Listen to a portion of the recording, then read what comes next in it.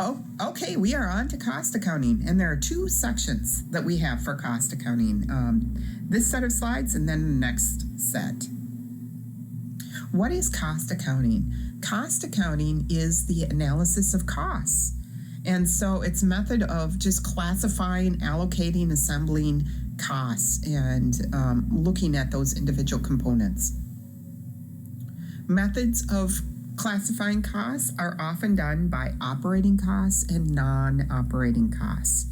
They're also done by reoccurring costs and non-reoccurring costs. So non-reoccurring would be one-time costs. We often see this with capital purchases, and reoccurring costs would be things like annual supplies, that kind of thing.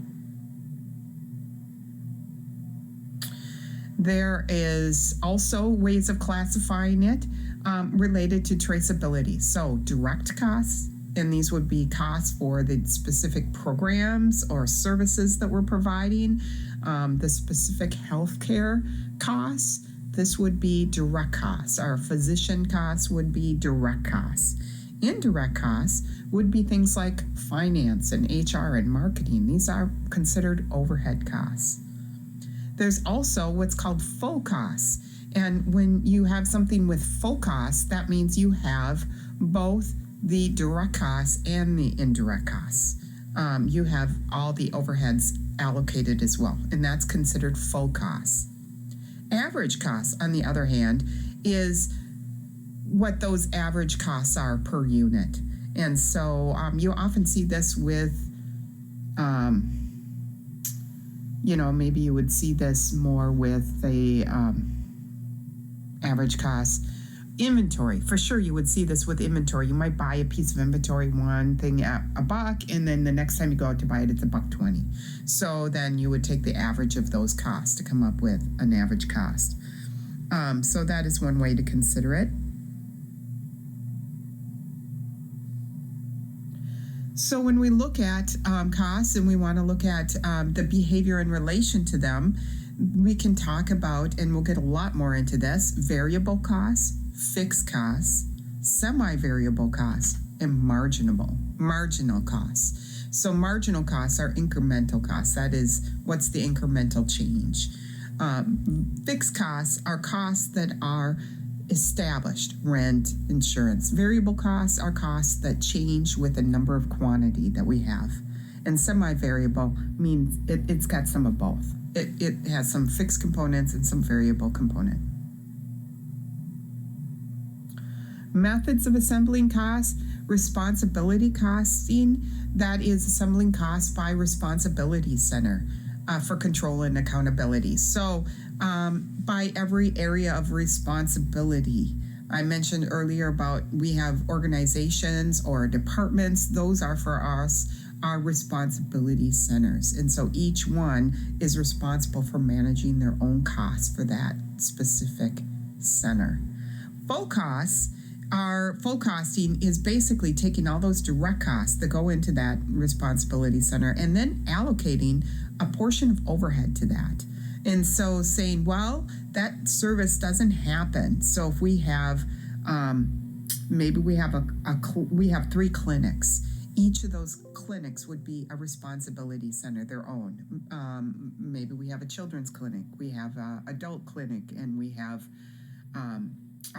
geriatric clinic. And so each of those would be a control center, but then we have finance and HR that oversees everything, and administration. So we take a portion of those costs and apply it and say, well, they really apply to those revenue generating areas based on certain criteria. Differential or incremental costing has to do with looking at changes. And so really where this gets into plays on cost accounting is in decisions about buying things or performance. When you're establishing performance, or if you're looking to buy stuff, what you want to look at is what's the change?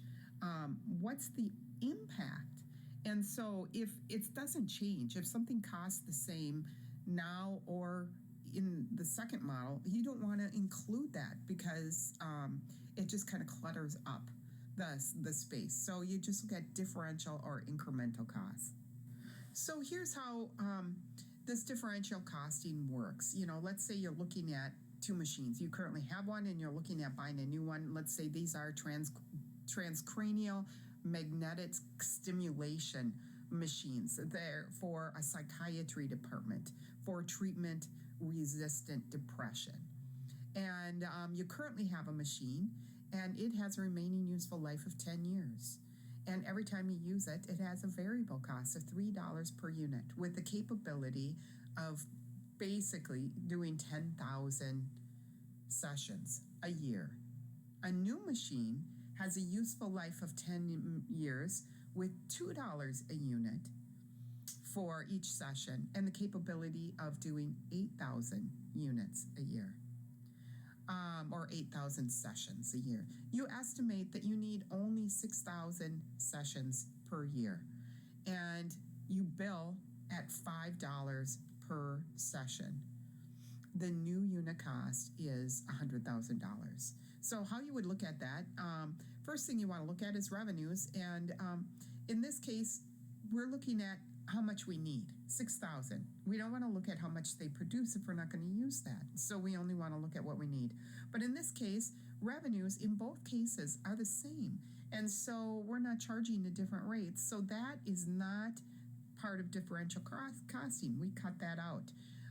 The purchase cost would be an additional $100,000. And then we compare our variable costs. So in the first case, our variable cost would be $180,000. In our second case, the variable cost would be $120,000. So in this case, our total cost, being the old unit, transcranial therapy machine, is the $180,000. But for the new unit, it would be $220,000. So it's clear that we should stay with, using differential costing, it's clear that we should stay with our current transcranial magnetic stimulation unit. So when we're also looking at determining product cost, so when we're considering that, we want to look at we can look at different costing methods. One way is our ratio of cost to charges. So we can say our revenues being at 100%, costs are at 83% of revenue. So that is one way. Or we could look at cost ratio per procedure. So if you are doing one procedure versus another, what are those individual costs per revenue? And looking at that percentage. So look at what ones are most profitable, what ones are high cost areas. Process costing, on the other hand, is a method of determining the cost on accounting periods. So, we might look at our costs and say, oh, our total costs are, and then we average them out per month. And we say, oh, our average cost per month are $3,300. And so that would be a way of doing more an average costing for a period. We may look at that by department, by area, and look at what the average costs are for those different responsibility centers as well as overall.